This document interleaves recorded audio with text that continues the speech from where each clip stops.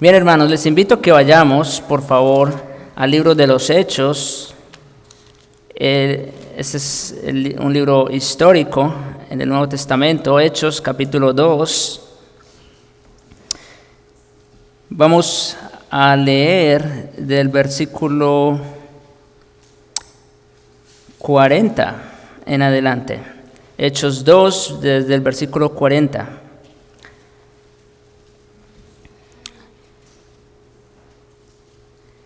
Bien, leo para ustedes, dice así la palabra del Señor.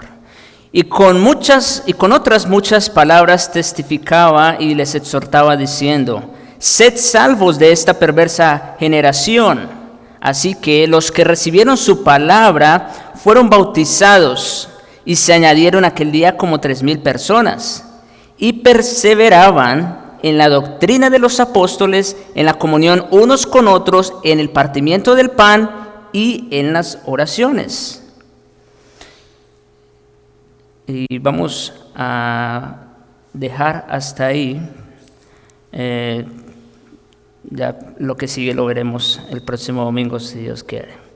Bien, ¿cuál es el título del tema que les quiero traer? Es marcas distintivas de una iglesia bíblica. Marcas distintivas de una iglesia bíblica. ¿Y por qué quiero traer este tema? Bueno, nosotros todos sabemos, estamos aquí en este nuevo local. Estamos, por la gracia de Dios, que Él así nos lo ha permitido. Estamos retomando muchas cosas que habíamos dejado de hacer en su momento, en fin. Ya saben, el tema de la pandemia, el local, entre otras cosas. Pero bueno, quiero traer esto, como digo, para que como iglesia nosotros sepamos hacia dónde vamos y qué es lo que como iglesia nosotros hemos de hacer. Como iglesia, corporativamente, ¿verdad? Entonces, por eso quise traer este tema que me parece muy relevante para sentar bases a partir de la cual nosotros vamos a seguir de aquí en adelante, si el Señor así nos lo permite. Entonces, a manera de introducción, quiero enfatizar primero que todo que la iglesia es de Cristo, ¿verdad? Por eso el título, marcas distintivas de una iglesia, o más bien de la iglesia de Cristo. Porque la iglesia, ¿de quién es? De Cristo. ¿Quién es el dueño y señor de la iglesia? Cristo. ¿Y las órdenes de quién vamos a obedecer en la iglesia? Las de Cristo. A Él es al que nos vamos a someter, no a los hombres, ni siquiera a los pastores, en un sentido, por supuesto, ¿verdad? Porque el Señor mismo es el que ha puesto y establecido pastores, diáconos, entre otros. Pero en últimas, a quien nosotros rendimos nuestro culto, nuestro servicio y nuestra obediencia es a Cristo.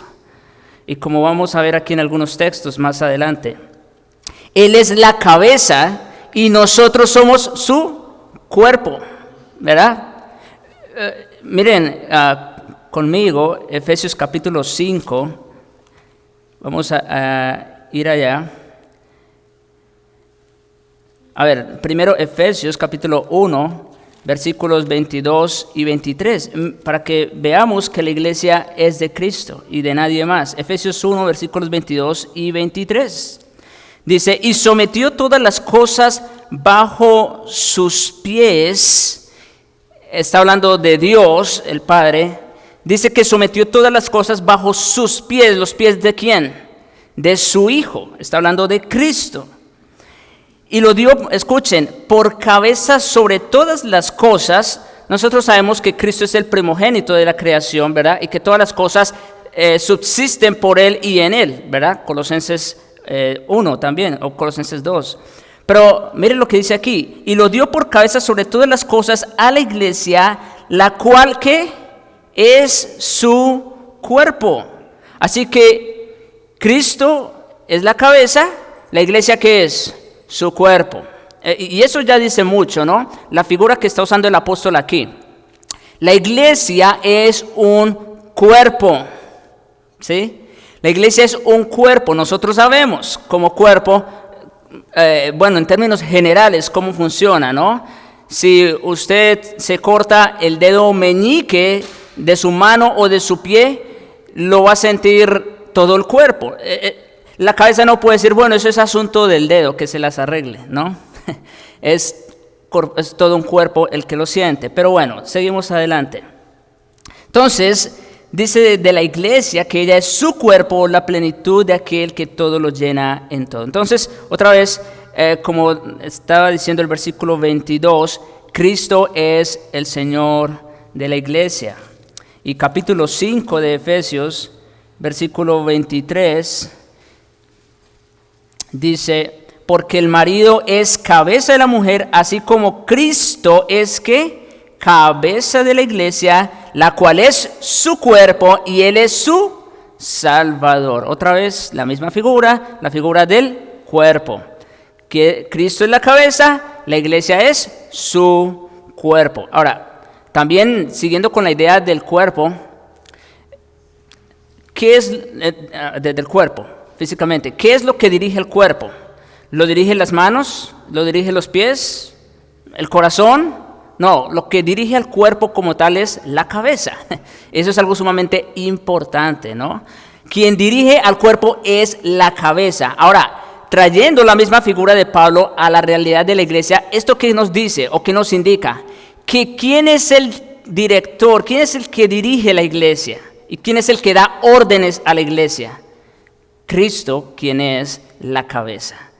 Ahora, sería un fenómeno que el que dirija el cuerpo sean las manos, o sea, otro miembro del cuerpo. Eso sería algo anormal definitivamente, ¿no?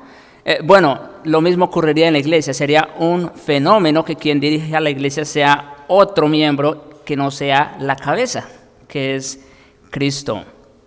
Ahora, hay más que decir en cuanto a esto. Cristo, ahora, ya sabemos que Dios sometió todas las cosas y lo puso a Él por cabeza sobre la iglesia, ¿verdad? Ok, pero eso tuvo un precio, eso costó algo. Cristo fue quien pagó el precio justo por todos aquellos quienes vino a rescatar. Eso lo encontramos en Juan capítulo 10, versículo 11. Juan 10, versículo 11. Miren conmigo, ustedes deben recordar esta ilustración del Señor. Juan 10, 11 dice, yo soy el buen pastor su vida da por las ovejas. Versículos 14 al 16. Yo soy el buen pastor y conozco mis ovejas y las mías me conocen. Así como el Padre me conoce, yo conozco al Padre y pongo mi vida por las ovejas. Así que Cristo es el dueño y Señor de la iglesia. En primer lugar, porque el Padre lo puso a Él como cabeza de la iglesia. Pero además porque Él mismo pagó el precio requerido para comprar su iglesia, su novia, su esposa. Esto es base, esto es fundamento. Todos debemos tener claro esto. ¿Quién es el dueño y Señor de la iglesia? Ahora, ¿con qué propósito Cristo puso su vida en rescate? Volvemos a Efesios capítulo 5, ¿verdad? Versículos 26 y 27. Dice, retomando el versículo 25, dice que Cristo amó a la iglesia y se entregó a sí mismo por ella para santificarla. ¿Ven cuál es el propósito? Para santificarla, habiéndola purificado en el lavamiento del agua por la palabra, a fin de presentársela a sí mismo una iglesia gloriosa que no tuviese mancha ni arruga ni cosa semejante, sino que fuese santa y sin mancha. La razón o el propósito por el cual Cristo dio su vida en la cruz fue para presentarse a sí mismo una esposa hermosa, sin mancha ni arrugas, sin defectos. Una iglesia santa. Ok. Ahora, como todos sabemos, la santificación es un proceso en el cual el creyente va creciendo en la gracia, en la fe y en el conocimiento de Cristo, ¿verdad? Cristo murió para santificarnos, ¿verdad?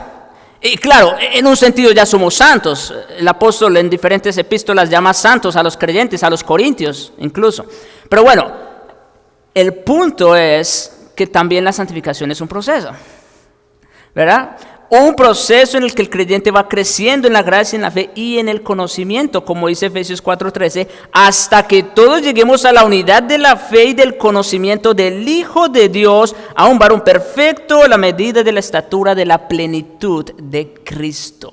Entonces, Cristo dio su vida en rescate por la iglesia, ¿para qué? Para presentársela a sí mismo una iglesia gloriosa, perfecta, sin mancha ni arruga. Y nosotros como iglesia estamos en ese proceso de preparación. Sí, ustedes saben, los que ya se han casado o que están próximos a casarse también, preparar, organizar una boda es un proceso, ¿no? Un proceso con mucha expectativa, con mucha esperanza, pero también a veces un poquito complicado, tedioso, ¿no? Bueno, vamos a decir que Cristo ya, Él por su parte ya arregló todo para que esa boda sea perfecta. Pero todavía nosotros estamos en ese proceso de preparación como la novia que somos. Para llegar, hasta que lleguemos ¿a dónde? A la medida de la estatura de la plenitud de Cristo.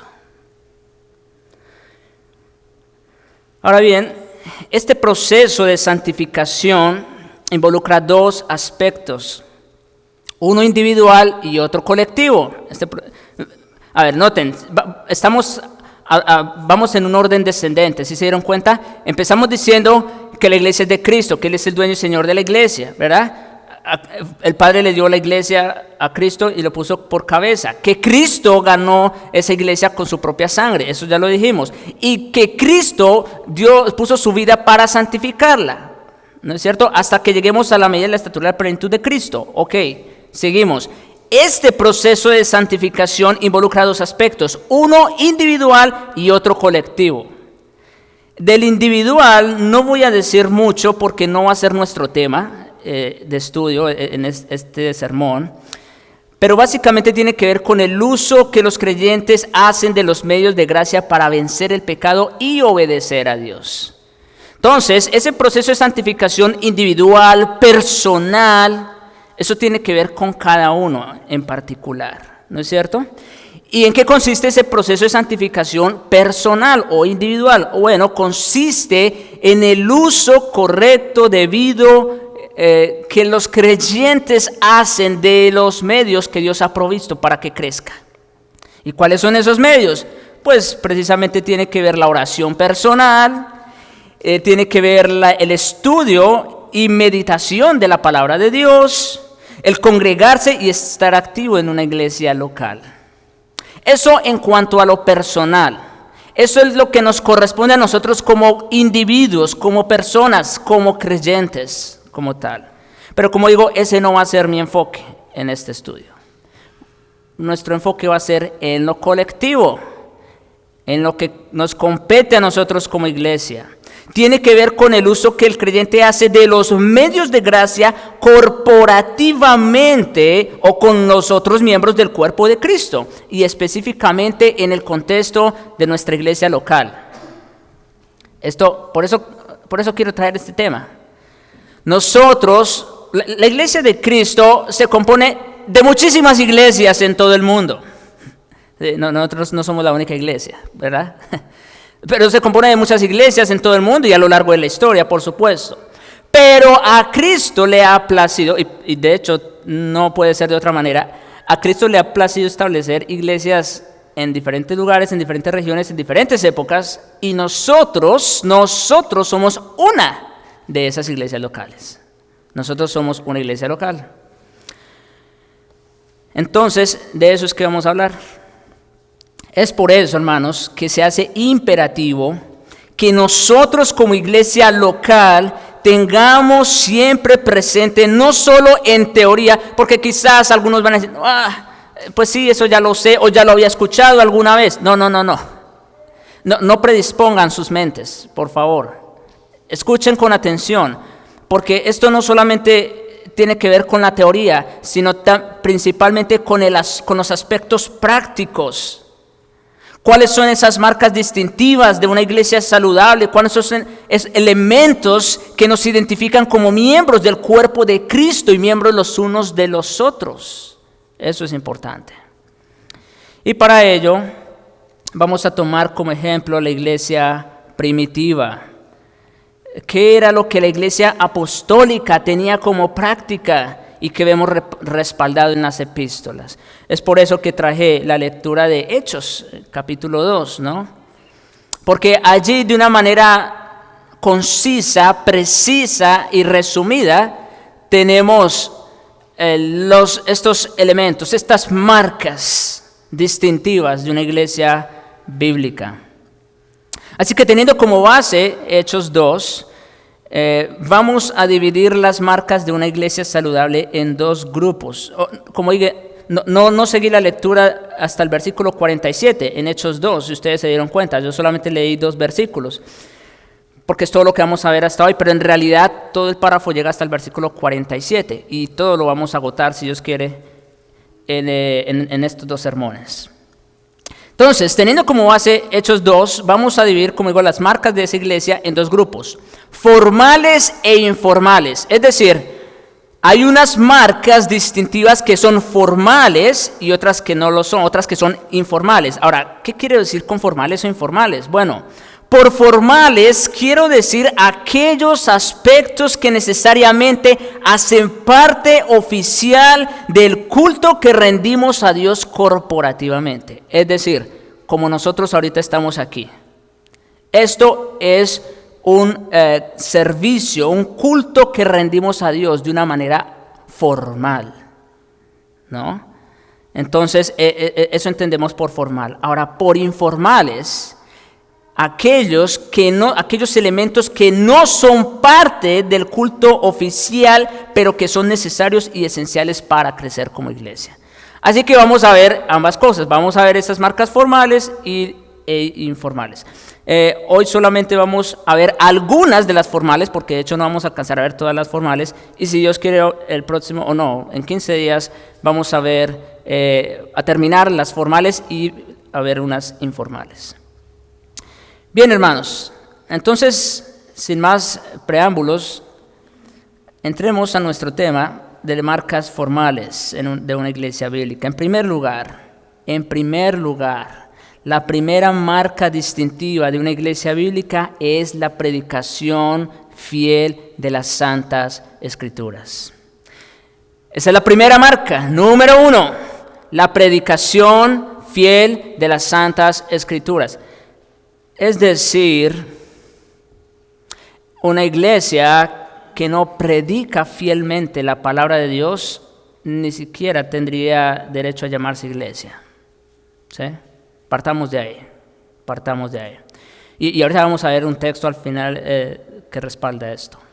Bien, miren otra vez, volviendo a nuestro texto de estudio, Hechos 2, versículo 40, dice, y con muchas otras palabras. Y nosotros sabemos en Hechos 2 de qué palabras se refiere, ¿no? Acuérdense, el apóstol Pedro acababa de hacer una predicación, ¿no es cierto?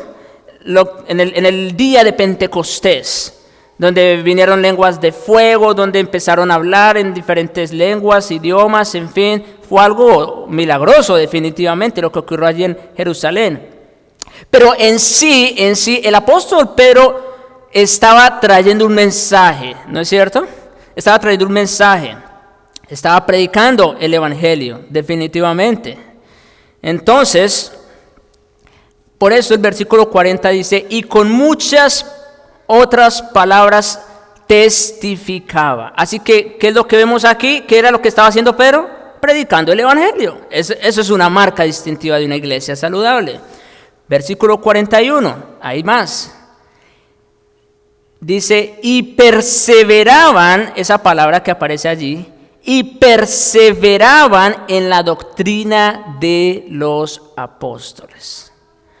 Ahora, esa palabra perseverar quiere decir que es algo continuo, de manera permanente. No era algo con cierta regularidad, no era de vez en cuando, cada vez que se acordaban.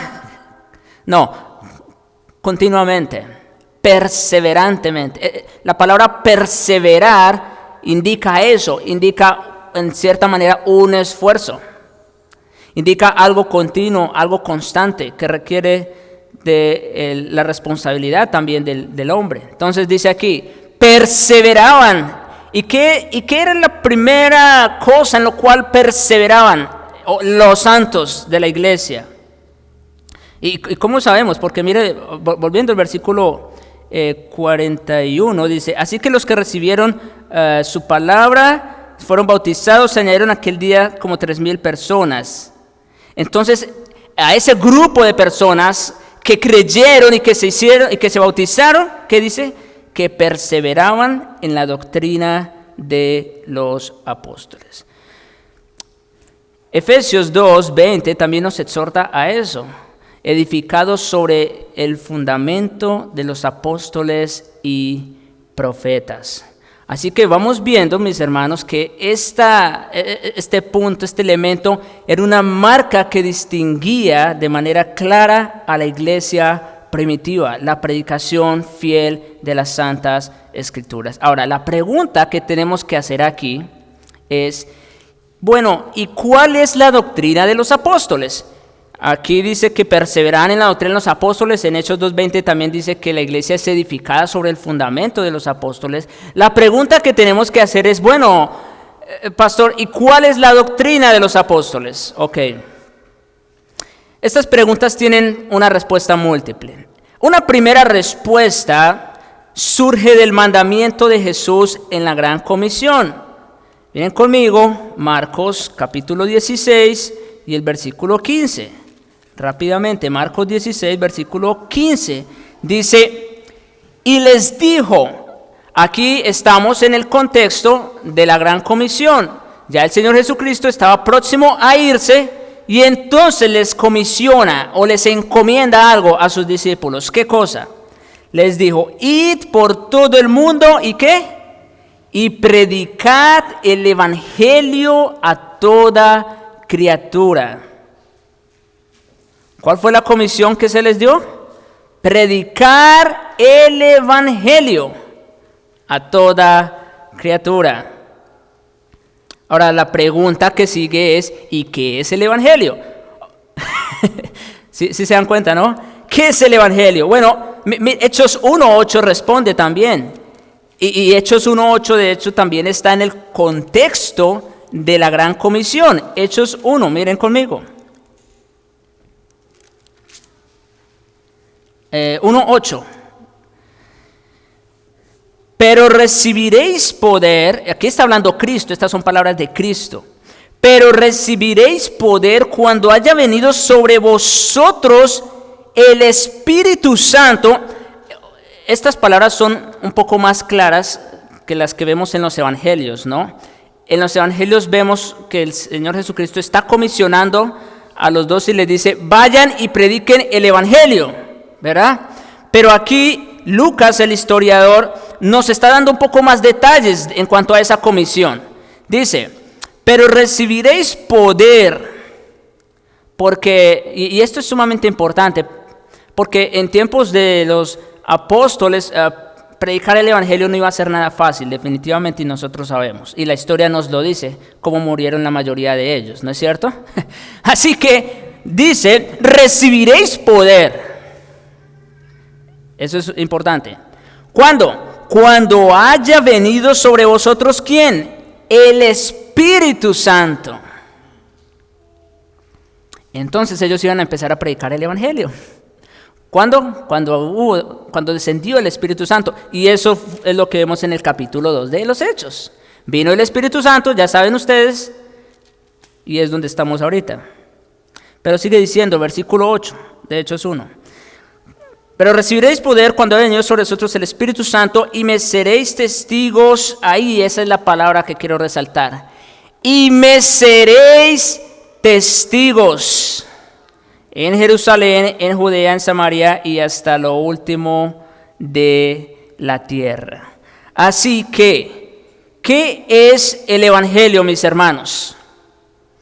Bien,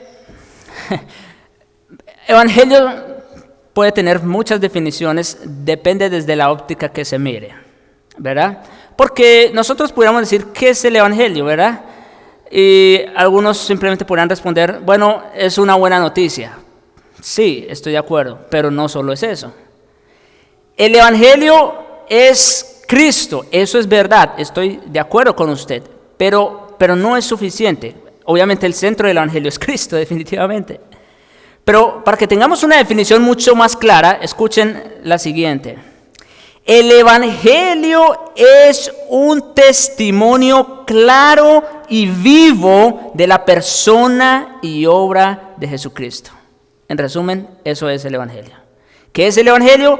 Es un testimonio claro y vivo de la persona y obra de Jesucristo. En resumen, eso es el Evangelio. Es un mensaje. Es un mensaje, ¿el mensaje de qué? El mensaje de lo que Cristo, de quién es Cristo y de lo que Él hizo. Eso es el Evangelio. Ok, pero otra respuesta, acuérdense, estamos respondiendo a la pregunta inicial, ¿cuál es la doctrina de los apóstoles? Pues ya sabemos, ¿no? Es el Evangelio, es el testimonio de la persona y obra de Cristo. Pudiéramos tener otra respuesta del testimonio oral de los apóstoles. Nosotros vemos como, por ejemplo, en Hechos 8, Felipe va a predicar el Evangelio, eso lo hace de una forma oral. Y también Pablo luego en Hechos 26 vemos que él está predicando el Evangelio en alta voz. Así que el Evangelio, lo cual es un mensaje, ¿verdad? O un testimonio de la persona y obra de Jesucristo, se transmite de una forma oral. Pero también el Evangelio se transmite de una forma escrita, como escribe Juan precisamente al terminar su Evangelio en el capítulo 20 y el versículo 30. Dice en Juan 20, versículo 30 y 31. Hizo además Jesús muchas otras señales en presencia de sus discípulos, las cuales no están escritas en este libro. Pero estas se han escrito, es decir, el testimonio que tenemos ahora de la persona y obra de Jesucristo se ha escrito, ¿para qué? Para que creáis que Jesús es el Cristo, el Hijo de Dios, y para que creyendo en Él tengáis vida en su nombre. Eso es el Evangelio. Es un mensaje, es un testimonio, ya sea oral o sea escrito, de la persona y obra de Jesucristo. Así que, mis hermanos, eso es la doctrina de los apóstoles. La doctrina de los apóstoles no es otra cosa que la predicación del Evangelio. La predicación del Evangelio. En conclusión, podemos decir que la doctrina de los apóstoles es el testimonio que tenemos acerca de ellos y de sus predicaciones. Testimonio que expone de manera clara y precisa verdades fundamentales del Evangelio a través de las Sagradas Escrituras y en las que debemos perseverar. Sí, porque, bueno, ya definimos lo que es el Evangelio en términos cortos, en términos claros, concisos. Pero el Evangelio incluye mucho más que eso, ¿no es cierto?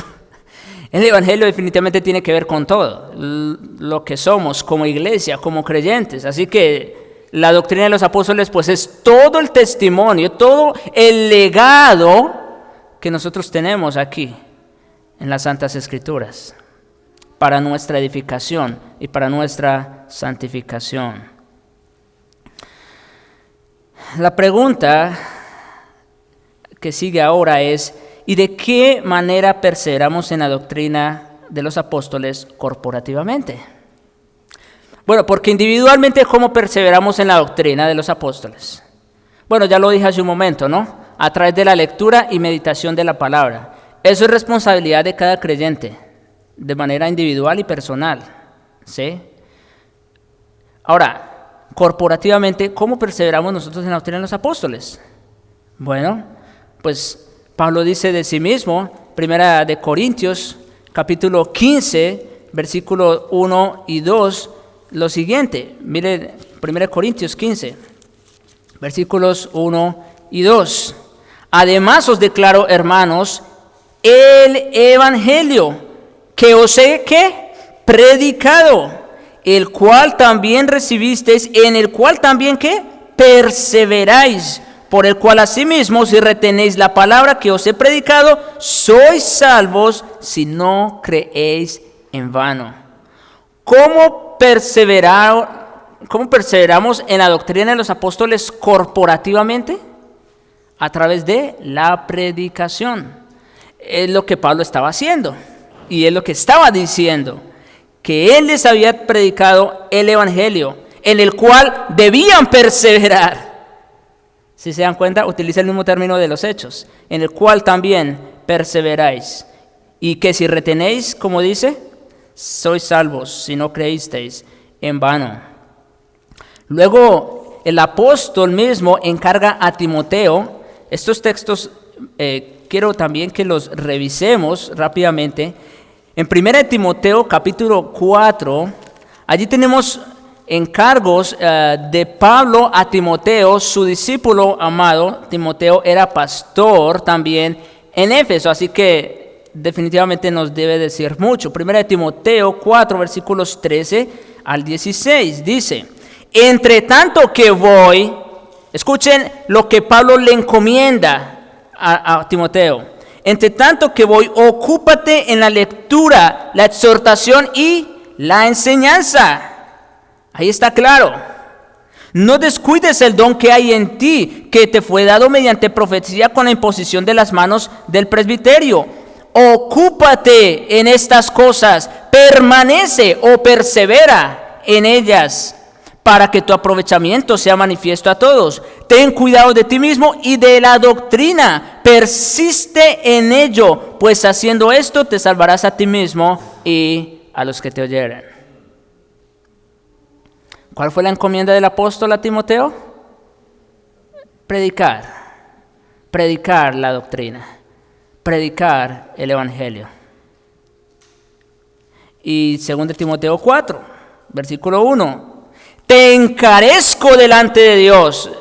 Esto es algo que viene de lo más profundo del corazón del apóstol. Estas fueron una de sus últimas palabras que el apóstol escribiera en todas sus epístolas. Te encarezco delante de Dios y del Señor Jesucristo, que juzgará a los vivos y a los muertos de su manifestación y de su reino. ¿Qué cosa? Que prediques la palabra, que instes a tiempo y fuera de tiempo, redarguye, reprende, exhorta con toda paciencia y doctrina.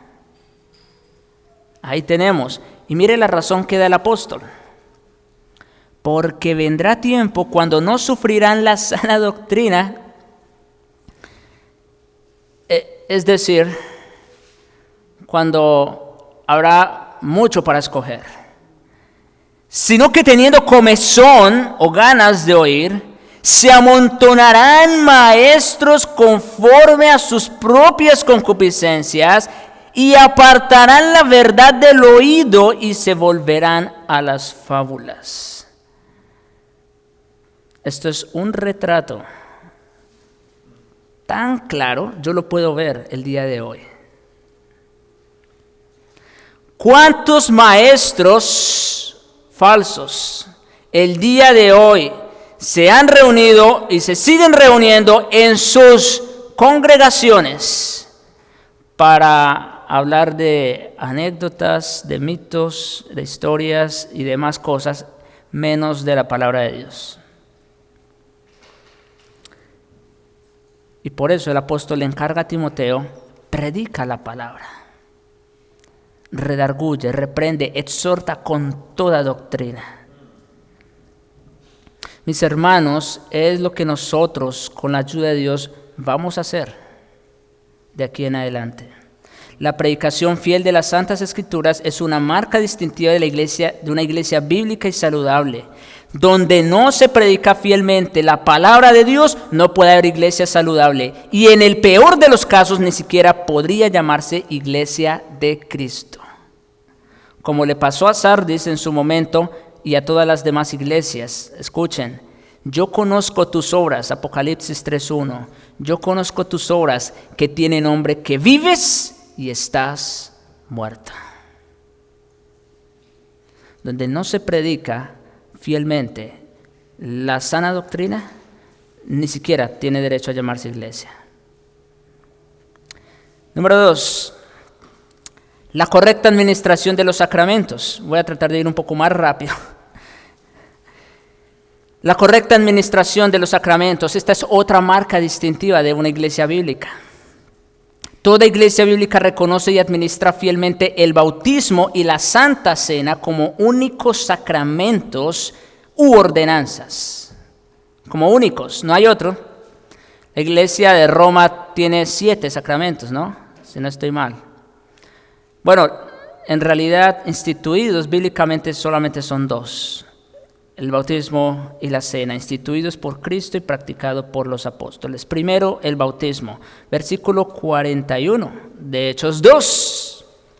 Así que, escuche, los que recibieron su palabra fueron, ¿qué? Bautizados. Y se añadieron aquel día como 3,000 personas.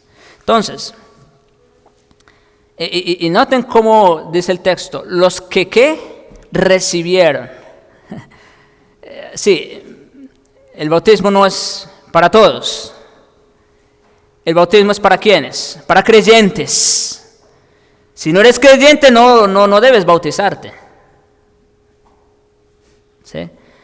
El bautismo es para creyentes y vamos a ahondar un poquito más. En primer lugar, en cuanto al bautismo, no es un requisito para ser salvos, por supuesto que no. Pues en ese caso el ladrón que se arrepintió en la cruz y la promesa de Jesús de salvarlo sería una fantasía. Así como el ser israelita circuncidado en la carne no garantizaba ser hijo de Abraham según la promesa, de la misma manera el bautismo no garantiza la salvación de la persona. Esto también, aquí quiero hacer una aclaración. ¿Tú eres bautizado? ¡Cuidado! No te confíes, el bautismo no salva a nadie. Quien salva es Cristo. Esto si ya eres bautizado. Sin embargo, una persona que ha sido salvada por la gracia de Dios inherentemente evoca el bautismo. Es el deseo de su corazón. Era lo que Jesús hacía con sus discípulos, a todos los que creían. Esto vemos en Juan 3:22 y 4:1-2. El Señor predicaba y bautizaba. Bueno, el capítulo 4 de Juan y su versículo 2 aclara que no era Él en realidad, sino sus discípulos los que bautizaban, ¿verdad? Pero desde entonces se ve que aquellos que creían, ¿qué sucedía inmediatamente? Eran bautizados. Pero no solo eso, es el requisito que acompaña a la gran comisión. En Mateo 28, miren conmigo, Mateo 28, versículo 19 está claro. Mateo 28:19 dice: por tanto, id y haced discípulos a todas las naciones. Dicho sea de paso, el término que utiliza aquí tiene que ver con discipular, ¿no es cierto? Hacer discípulos, predicar. ¿Y qué más dice? Bautizándolos en el nombre del Padre y del Hijo y del Espíritu Santo. Así que el bautismo necesariamente tiene que acompañar a aquellos que han creído. ¿Sí? Si has escuchado el Evangelio, si has abrazado y creído el Evangelio, entonces la respuesta que debe surgir, ¿cuál es? El deseo de ser bautizado. Y eso, como digo, fue parte de la comisión de los apóstoles. Fue la práctica de los apóstoles también en todos aquellos quienes creían el Evangelio de Jesucristo. Fue el caso del eunuco en Hechos 4, versículo 37 al 38. Ustedes recuerdan, ¿no? Iba leyendo el profeta Isaías, Felipe le preguntó, bueno, el eunuco llamó a Felipe y le preguntó, le dijo, ¿verdad? ¿Entiende lo que lees? ¿Cómo puedo entender si nadie me explica? Le explicó y luego, ¿qué fue la respuesta? Bueno, ¿qué impide que yo sea bautizado? ¿No es cierto?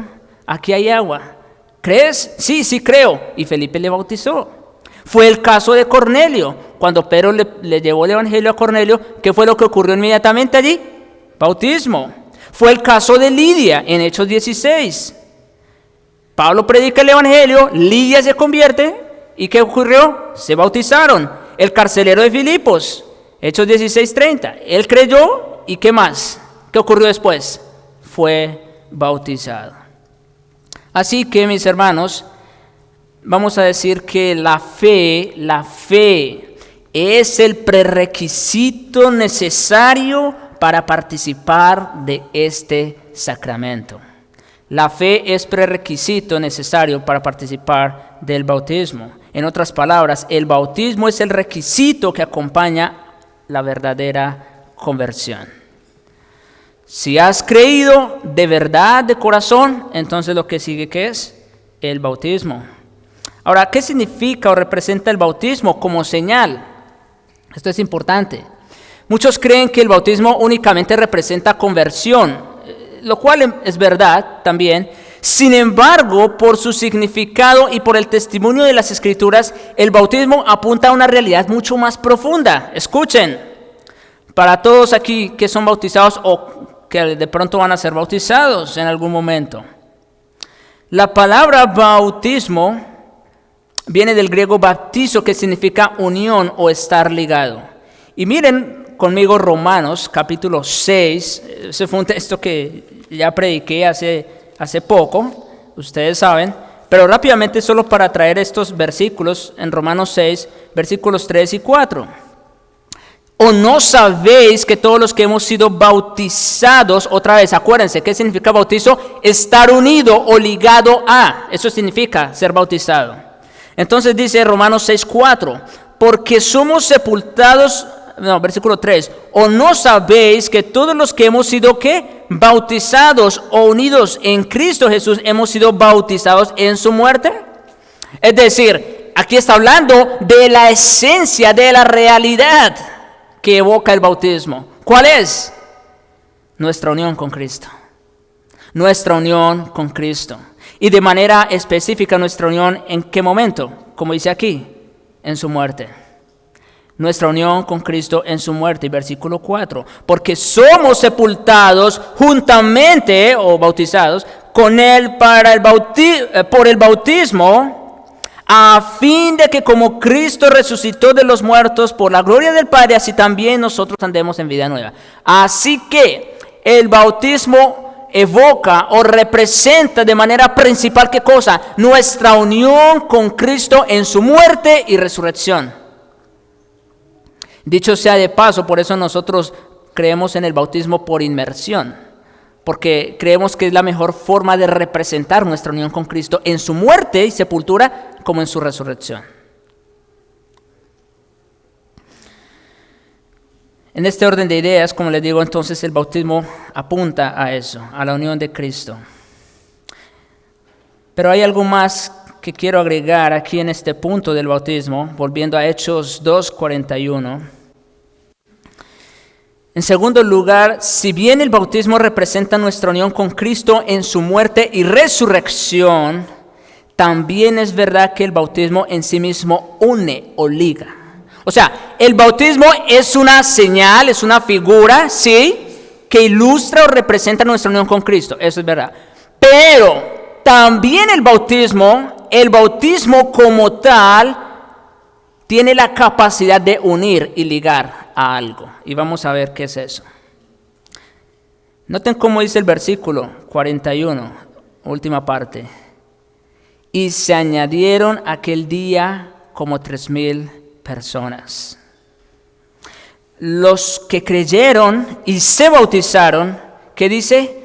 Fueron añadidos a la iglesia, es decir, fueron hechos miembros del cuerpo de Cristo. Así que en el momento que un creyente es pasado por las aguas del bautismo, en ese mismo momento el creyente está siendo unido al cuerpo de Cristo. ¿Sí? Él ya fue unido con Cristo en su muerte y resurrección cuando creyó. Pero en ese momento del bautismo se está uniendo al cuerpo de Cristo. Nótese que no tuvieron que esperar un tiempo para ser añadidos a la iglesia, sino que fue un acto inmediato. Así que todo aquel que ha creído el Evangelio y se ha bautizado es miembro de la iglesia y cuerpo de Cristo. Ahora, por supuesto, por un lado, miembro del cuerpo universal, definitivamente, pero también, y no menos importante, miembro de una iglesia local. Por eso todos los que se bautizan en esta iglesia pasan a ser inmediatamente miembros del cuerpo de Cristo. No tienen que esperar otro tiempo. Algunas iglesias dicen que no, que tienen que esperar y que tienen que profundizar un poco más en la doctrina. Bueno, ¿verdad? Pero ¿qué es lo que vemos aquí? Que creyeron y fueron añadidos al cuerpo de Cristo. En fin. Y por último, ya, ¿verdad? Vamos a hablar de la Santa Cena, de la Cena del Señor. Este es el segundo sacramento u ordenanza reconocido por la Iglesia de Cristo. Miren versículo 42 de Hechos 2. Dice que no solo perseveran, o como ustedes ven, no estoy siguiendo exactamente un orden, ¿verdad? Porque estoy siendo un poquito más temático en ese sentido. Pero el versículo 42 dice que perseveraban no solo en la predicación de la palabra, sino también en ¿qué? En el partimiento del pan. Y yo me estoy saltando algo, todavía no lo vamos a ver, eso lo vamos a ver luego. Pero otro de los elementos que aparecen allí, ¿cuál es? El partimiento del pan. Y si vamos al versículo 46 de Hechos 2, dice: y perseverando unánimes cada día en el templo, ¿y qué más? Y partiendo el pan en las casas. Otro de los recursos o medios que Dios nos ha dejado a nuestra disposición para crecer en la gracia, en la santificación y la comunión es el partimiento del pan.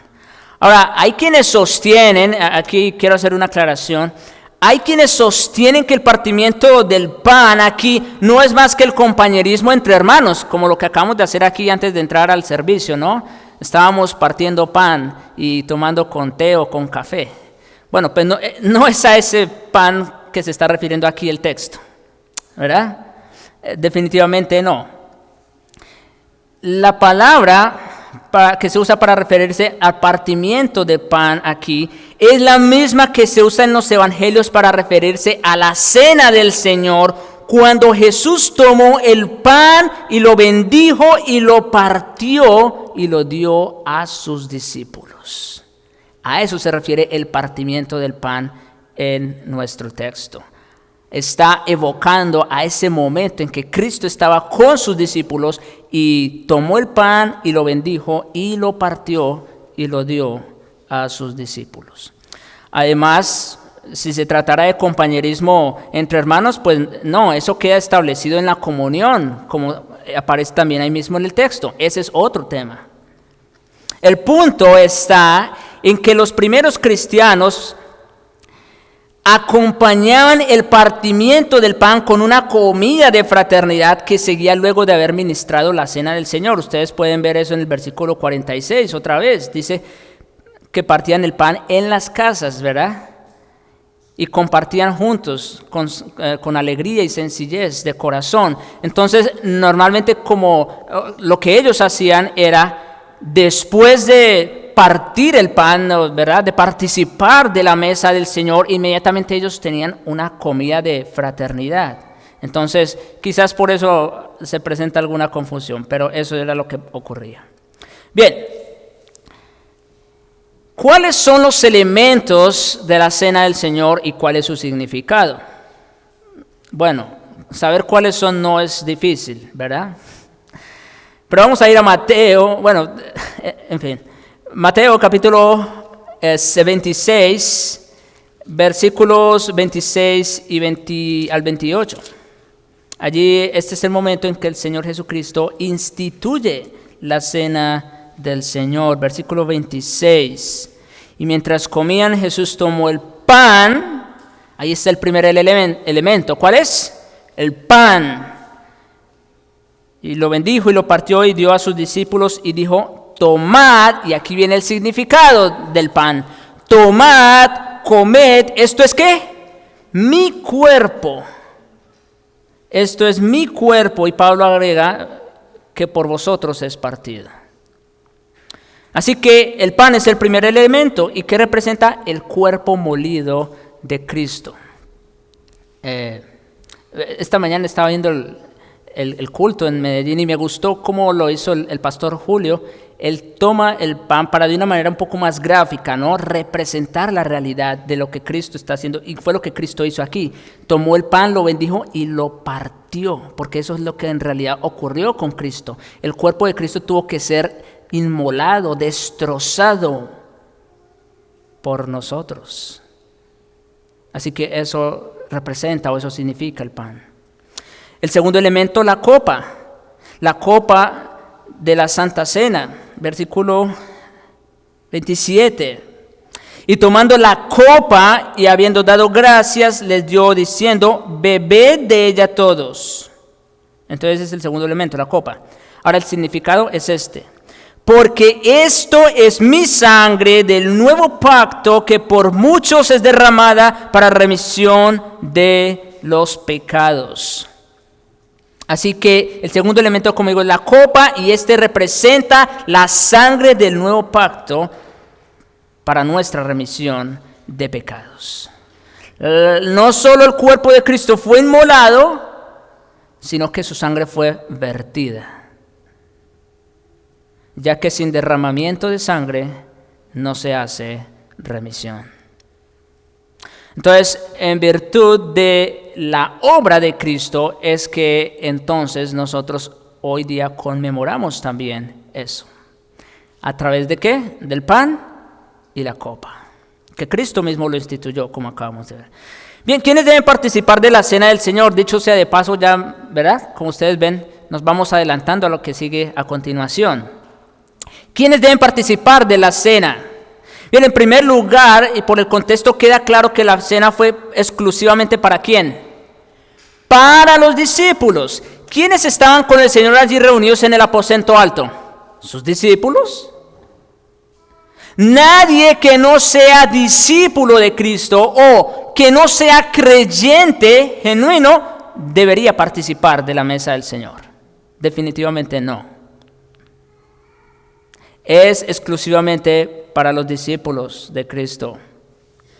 En segundo lugar, afirma que la copa es la sangre del nuevo pacto, que por muchos sería derramada para remisión de pecados. Esto, mis hermanos, establece que únicamente los miembros del nuevo pacto, note cómo dice, esta es la sangre del nuevo pacto. Entonces, ¿quiénes deben participar de la cena? Únicamente los miembros del nuevo pacto serán beneficiados con la muerte de Cristo, y únicamente ellos han de participar de la cena. ¿Y cómo se hace miembro del nuevo pacto? Pues otra vez, creyendo en Jesucristo. Creyendo en Jesucristo. Una persona entra al nuevo pacto en el momento de la conversión y de manera visible mediante el bautismo. Así que, si usted no ha nacido de nuevo, si usted no ha sido bautizado, es decir, reconocido públicamente como miembro del cuerpo de Cristo, usted no debe participar de la cena del Señor. Esto es importante. Si ustedes se dan cuenta, miren, el bautismo es la señal de entrada al pacto, ¿verdad? Es la señal de entrada, como la bienvenida al pacto. Y la mesa o la cena es la señal misma del pacto. Ok, ahora, ¿con qué frecuencia rápidamente debiéramos hacer la cena? Hechos 2:42 dice que ¿qué? Perseveraban. Ahora, me gusta la traducción de la Biblia de las Américas que dice, y se dedicaban continuamente. Es más claro, ¿no es cierto?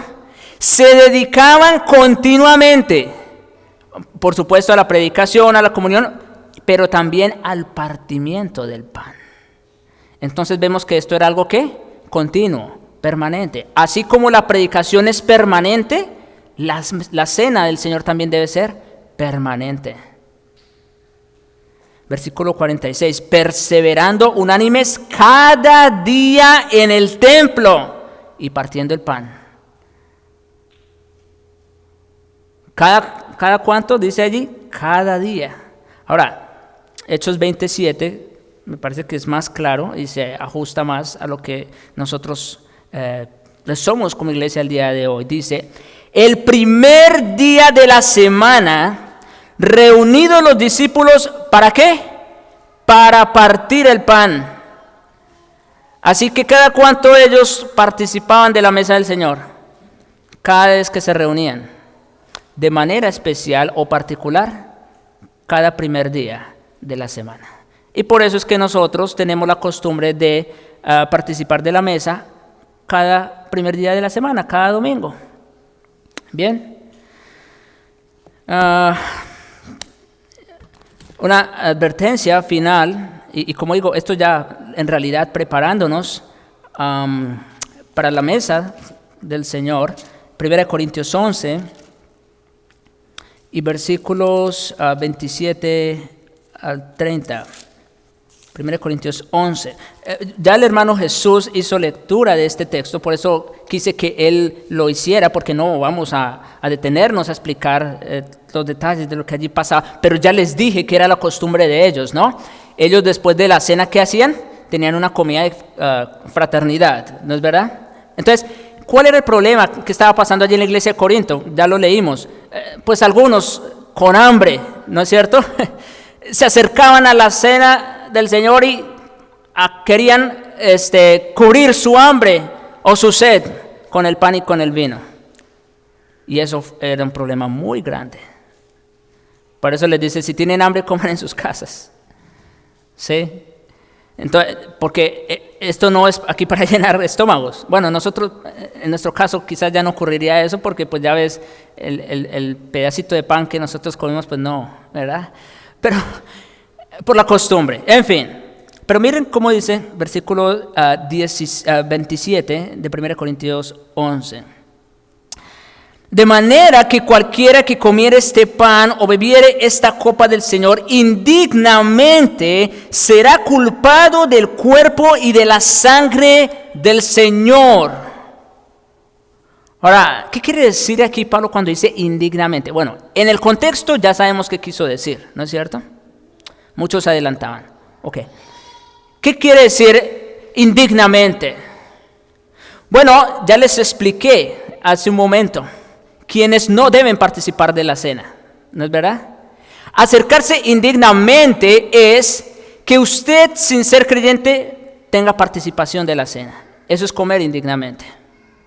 Si usted no es miembro del nuevo pacto, si usted no ha abrazado al Señor Jesucristo y no ha sido bautizado, usted no debe participar. De otra manera lo está haciendo indignamente, ¿verdad?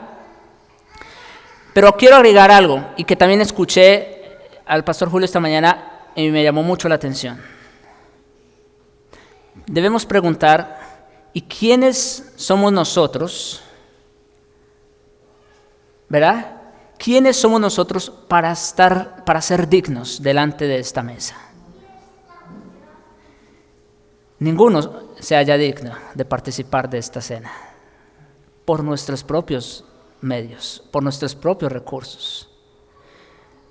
Yo sé que todos tenemos pecados con los que luchamos y batallamos, pero precisamente si eres creyente, Cristo pagó por tus pecados. Y esa es la razón de por qué usted y yo podemos participar de esta mesa. En memoria de lo que Cristo hizo para borrar y quitar todos mis pecados. Así que, y hago esta aclaración porque quizás en algunos púlpitos se dice o se enseña que, mira, si estás claro, obviamente, claro, vamos a decir, si estás en un pecado escandaloso, en disciplina, bueno, eso ya es otra cosa, ¿no? Pero si tú tienes lucha con el pecado, yo también la tengo. Entonces no se trata de dejar de participar de la cena simplemente porque tengo una lucha con un pecado, no. Se trata más bien de arrepentirnos y de buscar reconciliarnos con el Señor para entonces participar de la cena.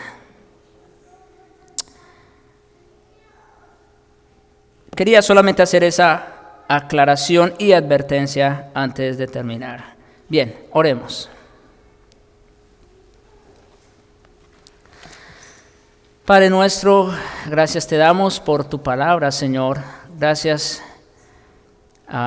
por la instrucción tan clara y precisa que nos dejas